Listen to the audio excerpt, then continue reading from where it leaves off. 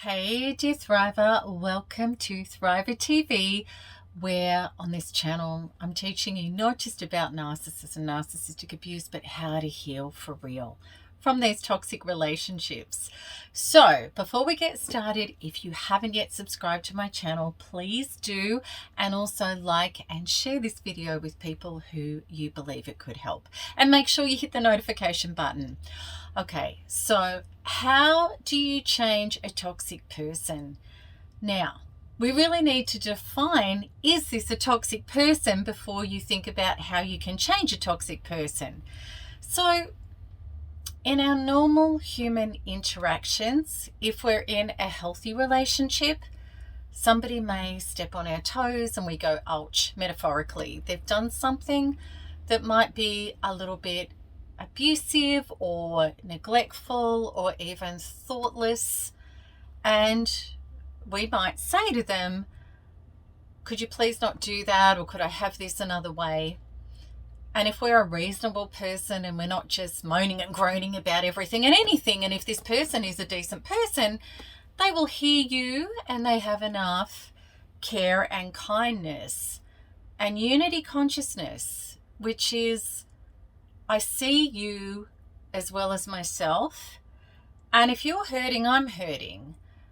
And they will say to you, look, I'm so sorry, I didn't mean that, and I won't do that again. I realize that that actually hurts you. And you will see an up level in these types of relationships, because the desire is for teamwork and unity consciousness. And we have people like that in our life where it just works.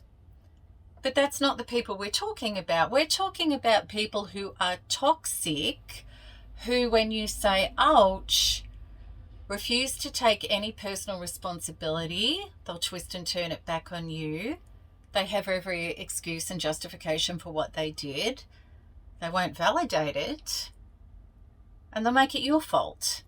So what happens is you find yourself lecturing and prescribing and trying to force them to get it, so that they will finally wake up and change their behavior and not do that behavior anymore. Now, nobody likes being told that they've done something wrong, but it takes humility and maturity, a desire to evolve, and a desire for unity consciousness, just to know that life works better that way if you're actually cooperative. But if those things are lacking maturity, humility, ability to be wrong, ability to be sorry, then you don't have unity consciousness. And this is what you're dealing with a narcissist, or a toxic person, or a deeply wounded person who is not doing that inner transformational work, probably going through the same patterns in their life over and over, and it's just not changing for them. So how do you change a toxic person? A toxic person is never going to change for you. So it doesn't matter how many times you say, you hurt me, I need this from you, could you please, this is what I'm going through as a result of the behavior that you're doing, and so on and so forth and so on. They are never, ever, ever, ever going to change for you. They will only ever change for themselves if they have the capacity and the desire to change. So how does it get to that level? It never does by you saying to them, well, this is what I need and I want from you, because they're still going to justify, explain it away, blame shift, make excuses, take you into word salad, take you into the narcissistic three-ring circus, which just goes around and around and around and around and around and around with no resolution. So where does it come to for you?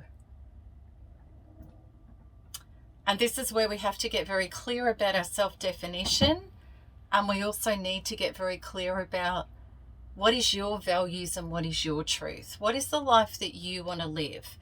What is it that you will accept and what is it that you won't accept? and what in your life feels healthy, safe, and sane in your body, in your emotional self, and what doesn't. Because it can be really confusing when you're doing this dance with somebody who's toxic, trying to get them to change. And you just get all confused and all gaslit and all triggered and traumatized.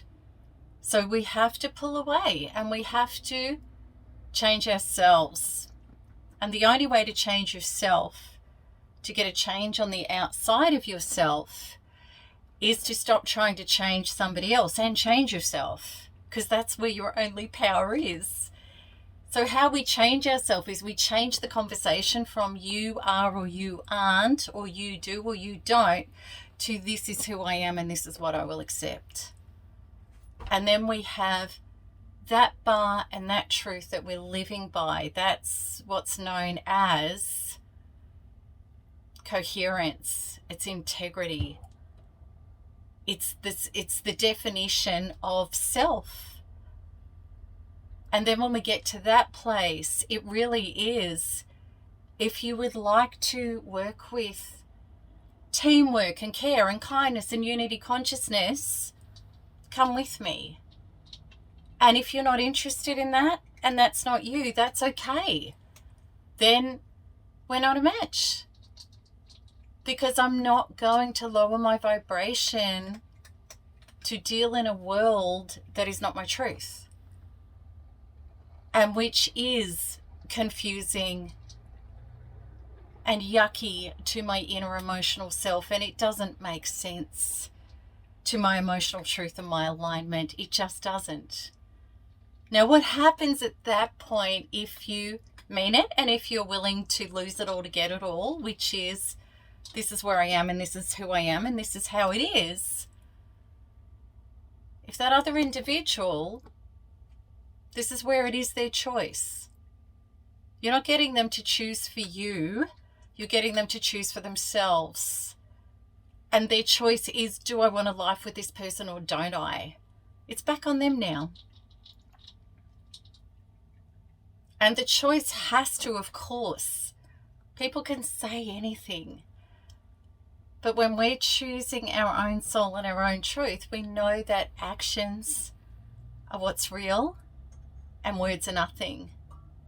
And excuses and justifications and word salads and twists and turns don't cut it anymore. The action has to be real, it has to be clear, it has to be true, and it has to be what you're looking for.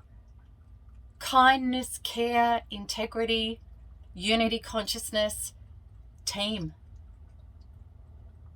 Because that's what relationship is. It's team.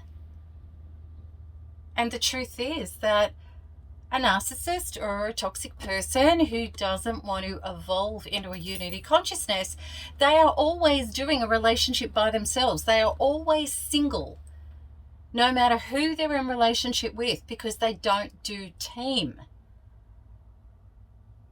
So I hope that this makes sense. I hope that this speaks to you. And please know, if you want team and you want unity consciousness and you want true relationship, it starts with you being true to you about how that's a necessity in your life and getting very clear.